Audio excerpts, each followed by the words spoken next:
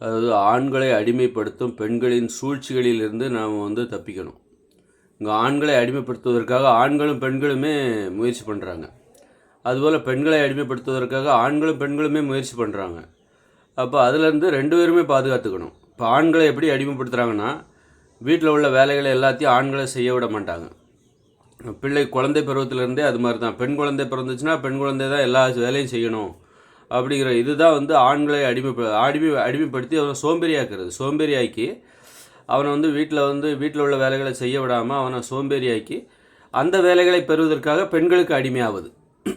பெண்களை செய்து அப்போ தான் வீட்டில் உள்ள எல்லா வேலையும் அவன் செஞ்சுட்டான்னா அவன் பெண்களை எதிர்பார்க்க மாட்டான், பெண்களுக்கு அடிமையாக மாட்டான், பெண்களோட அவசியம் என்னன்னு தெரியாமல் போயிடும் அப்படின்னு சொல்லி அவங்க தப்பாக புரிஞ்சுக்கிட்டு ஆண்களை சிறு வயதிலே திட்டமிட்டு அடிமைப்படுத்துகிறாங்க. எந்த வேலையும் கற்றுக் கொடுக்காம சோம்பேறியாக்கி அடிமைப்படுத்துகிறாங்க. அப்போ இதுதான் ஒரு ஆணின் அடிமைத்தனத்துக்கு காரணமாக இருக்குது. அப்போ அவனுக்கு இது ஒரு அநியாயம். பெண்களை அடிமைப்படுத்துவது என்பது ஒரு அநியாயம். அந்த அநியாயத்திற்கு சிறு வயதிலே பழக்கப்படுத்தப்படுகிறான் அந்த ஆண். சிறு வயதிலே அந்த ஆண் அந்த அநியாய செயலுக்கு பெண்களை அடிமைப்படுத்துறது எவ்வளோ பெரிய அநியாயம். ஏன்னா அது இன்றைக்கி மென்மையாக தெரியுது, மென்மையாக மாற்றப்பட்டிருக்கு, ஒரு எளிமையாக மாற்றப்பட்டிருக்கு. ஆனால் கடந்த காலங்களில் பார்த்திங்கன்னா அடிமைத்தனம் என்பது ரொம்ப உச்சகட்டத்துக்கெல்லாம் போயிருக்கு. உடன்கட்டை அதெல்லாம் இருக்குல்ல, நிறைய கொடூரமாக அடிக்கிறது, துன்புறுத்துறது, இப்படி பெண்களுடைய அடிமைத்தனம் என்பது அந்த அடிமைத்தனம் தான். அது இன்றைக்கி குறைஞ்சிக்கிட்டே வருது. அதனால் அதை நீங்கள் அவ்வளோ ஈஸியாக எடுத்துக்கூடாது. அப்படி இருக்கும்போது அந்த அநியாயமான அந்த செயலுக்கு இப்போ ஆண் குழந்தைகள் சிறு வயதிலேயே பழக்கப்படுத்தப்படுகிறார்கள். சோம்பேறியாக்கப்படுவதன் மூலம் நீ எந்த வேலையும் செய்யாத, பெண்கள் உனக்கான எல்லா வேலையும் செய்வாங்க அப்படின்னு சொல்லி ஆண் குழந்தைகளை எந்த வேலையும் செய்ய விடாமல் இன்றைக்கி பெண் குழந்தைகளுக்கு மட்டும் எல்லா பயிற்சியும் கொடுப்பாங்க. அதனால் அந்த அநியாயமான அந்த அடிமைத்தனத்திற்கு ஆண்கள் சிறு வயதிலேயே பழக்கப்படுத்தப்படுகிறார்கள், பலியாகப்படுகிறார்கள். அவனுக்கு எதுவுமே தெரியாமலே வளரும்போது அவனுக்கு அந்த வேலையை செய்கிற பெண்களுடைய கஷ்டம் அவனுக்கு என்னன்னு புரியல. அதை செய்யும்போது தான் அந்த வேலையை செய்கிற பெண்களுடைய கஷ்டம் புரியும். அந்த வேலையை செய்யும்போது தான் அந்த வேலையை செய்கிற பெண்களுடைய கஷ்டம் எவ்வளோ பெருசு அப்படின்னு புரியும். அதுபோல் பெண்களும் வேலைக்கு போகும்போது தான் வேலைக்கு செல்கிற ஆண்களின் கஷ்டம் எவ்வளோன்னு புரியும். அதனால் வேலைக்கே போகலைன்னா வேலைக்கு போகிறவங்களோட கஷ்டம் தெரியாது. அதனால தான் பெண்கள் வீட்டிலே இருக்காங்க அப்படின்னா வேலைக்கு போகிற ஒரு ஆண்களுடைய கஷ்டம் என்னென்னு அந்த பெண்களுக்கு தெரியாது. அதுபோல் வீட்டில் உள்ள வேலைகள் எல்லாத்தையும் செய்யலைன்னா அந்த வேலையை செய்து கொண்டு இருக்கிற அந்த பெண்கள், அடிமையாக்கப்பட்ட அந்த பெண்களுடைய கஷ்டம் என்னென்னு அந்த ஆண்களுக்கு தெரியாது. அப்படி தெரியாமல் தான் பார்த்துக்கிறாங்க. ஒரு பெண்ணின் கஷ்டம் உனக்கு தெரியக்கூடாது, ஒரு ஆணின் கஷ்டம் பெண்ணுக்கு தெரியக்கூடாது. ஒரு பெண்ணின் கஷ்டம் ஆணுக்கு தெரியக்கூடாது, ஆணின் கஷ்டங்கிறது பெண்ணுக்கு தெரியக்கூடாது. இப்படி தான் அந்த அடிமைத்தனத்தை பாதுகாத்து கொண்டு, இது உன்னுடைய வேலை, இது என்னுடைய வேலை அப்படிங்கிற மாதிரி அந்த அடிமைத்தனத்தை பாதுகாத்து கொண்டு வருகிறார்கள். அதனால் இது ஒரு சூழ்ச்சி. சின்ன வயசுலேயே குழந்தை வளர்ப்பு அந்த சூழ்ச்சிக்கு நம்ம இரையாகி விடக்கூடாது. வீட்டில் எல்லா வேலையும் செய்யணும். சமைக்கிற வேலையை ஆண்கள் கண்டிப்பாக கற்றுக்கணும். இல்லை இப்போ ஆண் பிள்ளைகள்லாம் கடைக்கு போகிறாங்க, இந்த மாதிரி அவனுக்குன்னு சில வேலைகளை நம்ம சொல்லி வச்சுருக்காங்க.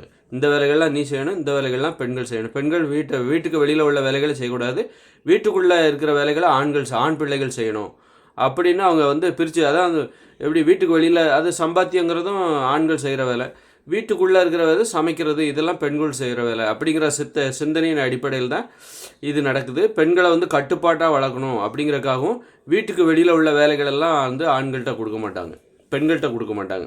பெண்களை கட்டுப்பாடாக வளர்க்குறதா சொல்லிவிட்டு வீட்டுக்கு வெளியில் உள்ள வேலைகளை ஆண்கள்கிட்ட கொடுத்துட்டு பெண்கள்கிட்ட கொடுக்காம வீட்டுக்குள்ள வேலைகளை மட்டும் பெண்களுக்கு கொடுப்பாங்க. இப்போ அப்படிலாம் இல்லாமல் ரெண்டு வேலையுமே பெண்களுக்கும் ஆண்களுக்கும் கொடுக்கணும்.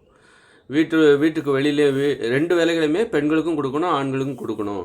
வீட்டுக்கு வெளியில் உள்ள வேலைகள் எது, ஒரு கரண்ட் பில் கட்ட போகிறது, இதெல்லாம் ஒரு பெண் குழந்தைகளுக்கும் கொடுக்கணும்.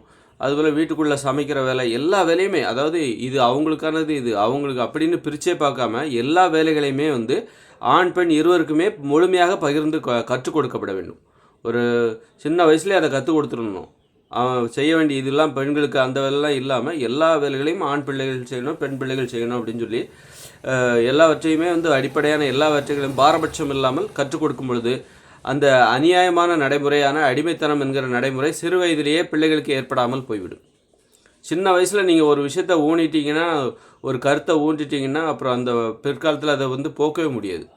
அதனால் சின்ன வயசுலேயே நீங்கள் அந்த மாதிரி பெண் அடிமைத்தனம், ஆணாதிக்கம், ஆண்கள் இந்த வேலையை செய்யக்கூடாது, சமைக்கக்கூடாது, இந்த மாதிரி சின்ன வயசுலேயே பழக்கப்படுத்தி வளர்க்கும்போது பிற்காலத்தில் அவங்க அதை வந்து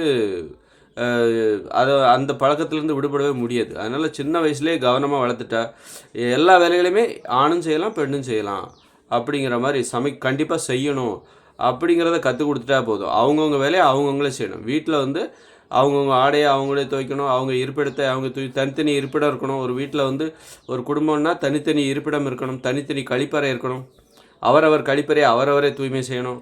இப்போ அடுத்தவங்க கழிப்பறை தூய்மை செய்கிறது தான் அசிங்கமாக இருக்கும். ஏன் கழிப்பறையை தூய்மை செய்கிறது அசிங்கமாக இருக்குது? அது அடுத்தவங்களுடைய கழிப்பறையை தூய்மை செய்வது, எல்லாரும் பயன்படுத்துகிற ஒரு பொது கழிப்பறையை தூய்மை செய்வது, அதை வந்து நம்ம க்ளீன் பண்ணுறது கஷ்டம். அதுவே நம்ம பயன்படுத்துகிற நம்ம கழிப்பறை, நாம் மட்டுமே பயன்படுத்துகிற நமது கழிப்பறை, அதை நம்ம தூய்மை செய்வது நமக்கு அசிங்கமாக தெரியாது. அசிங்கமாக தெரிஞ்சாலும் அது சகித்து கொள்ளக்கூடிய அசிங்கம் தான். அசிங்கம் தான் அது. கழிவறை தூய்மை செய்கிற அசிங்கம் தான். ஆனால் அதை சகித்து கொள்ள முடியும். ஏன்னா அதை நாம் மட்டும் தான் பயன்படுத்துகிறோம். எல்லாரும் பயன்படுத்தும் போது தான், எல்லாரும் பயன்படுத்துகிற ஒரு பொது கழிப்பறை வீட்டில் இப்போ எல்லாருமே பயன்படுத்துகிறாங்க, அந்த கழிப்பறையை நம்ம தூய்மை செய்கிறது நமக்கு கஷ்டம், ஒவ்வொருத்தருக்குமே கஷ்டம். அதுவே நாம் மட்டும்தான் அதை பயன்படுத்துகிறோம் அப்படின்னா அந்த கழிப்பறையை நம்ம தூய்மை செய்யலாம். இந்த மாதிரி அவரவருக்குன்னு தனி கழிப்பறை இருக்கணும், அவரவருக்குன்னு தனி குளியலறை இருக்கணும். அப்போ அந்த குளியலறையை தூய்மை செய்கிறது எல்லாத்துக்கும் அசிங்கமாக தெரியாது. எல்லாரும் பயன்படுத்துகிற, வீட்டில் உள்ள எல்லாருமே பயன்படுத்துகிற குளியலறை தூய்மை செய்வது தான் அருவருப்பாக தெரியும். அது வீட்டில் உள்ளவங்களாக இருந்தாலும் சரி, அது நமக்கு அருவருப்பாக தான் தெரியும். அதனால் அந்த வேலையிலேருந்து தப்பிக்கிறதுக்கு தான் பார்ப்பாங்க. அதனால் அந்த மாதிரி தப்பிக்கலாம் பார்க்காம இது என்னுடைய கழிப்பறை, நான் தான் தூய்மை செய்யணும், வேறு வழி இல்லை அப்படிங்கிற ஒரு நிலைமையை ஏற்படுத்தணும். வீட்டில் வேலைக்காரர்களை வைத்து கொள்ளக்கூடாது, அவரவர் வேலையை அவரவரே செய்யணும். அப்போது இந்த அடிமைத்தனம் என்கிற அந்த சூழ்ச்சி இருக்குல்ல, சின்ன வயசுலேயே கற்றுக் கொடுக்கப்படுகிற அந்த சூழ்ச்சி, சிறு வயதிலேயே அடிமைத்தனத்திற்கும் ஆணாதிக்கத்திற்கும் பழக்கப்படுத்துகிற அந்த நடைமுறையிலிருந்து தப்பித்து வர வேண்டும். அப்போ தான் பிற்காலத்தில் மனசில் அமைதி இருக்கும். இப்போ அடிமைத்தனம்ங்கிறது வந்து ஒரு அநியாயமான ஒரு சிந்தனை. அந்த அநியாய சிந்தனை மனசுக்குள்ளே இருந்துச்சுன்னா, நீ பெண்களை அடிமைப்படுத்தணும், பெண்கள் இந்த வேலையை தான் செய்யணும், ஆண்கள் இந்த வேலையை செய்யக்கூடாது, அதுதான் ஆண், அப்படி இப்படின்னு இப்போ அநியாயமான அதை தொடர்ந்து உனது மனதில் ஏற்படுகிற அத்தனை சிந்தனையுமே அநியாயமாக தான் இருக்கும். அதில் நியாயமே இருக்குது. அதனால தான் இந்த மாதிரி இது சாதாரண விஷயமே கிடையாது. கடந்த காலங்களில் வந்து இந்த அடிமைத்தனத்தை அடிப்படையாக வச்சு தான் பெண்களுக்கு கல்வி மறுக்கப்பட்டது, உரிமைகள் மறுக்கப்பட்டது, சுதந்திரமாக வாழாமல் பிடிக்காத வாழ்க்கை வாழ்ந்துட்டு பிடித்த வாழ்க்கை வாழ முடியாமல் பெண்கள் மிகப்பெரிய கொடுமைக்கு ஆளானார்கள். அப்போ பெண்கள் கொடுமைக்கு ஆளாமல் அந்த கொடுமை ஆணையும் பாதிக்கத்தான் செய்யும். அப்படி இருக்கும்போது இது ஆண் பெண் இருவருக்குமான ஒரு நியதி. அதனால் வந்து இந்த அவரவர் வேலையை அவரவரே செய்கிற அந்த நடைமுறையை வந்து சிறு வயதிலிருந்தே பழக்கப்படுத்துவதன் மூலமாக இந்த ஆணாதிக்கம், பெண்ணடிமைத்தனம் என்கிற சூழ்ச்சிகளிலிருந்து ஆண் பெண் குழந்தைகள் தப்பித்து விட முடியும் என்பது எனக்கு கருத்து.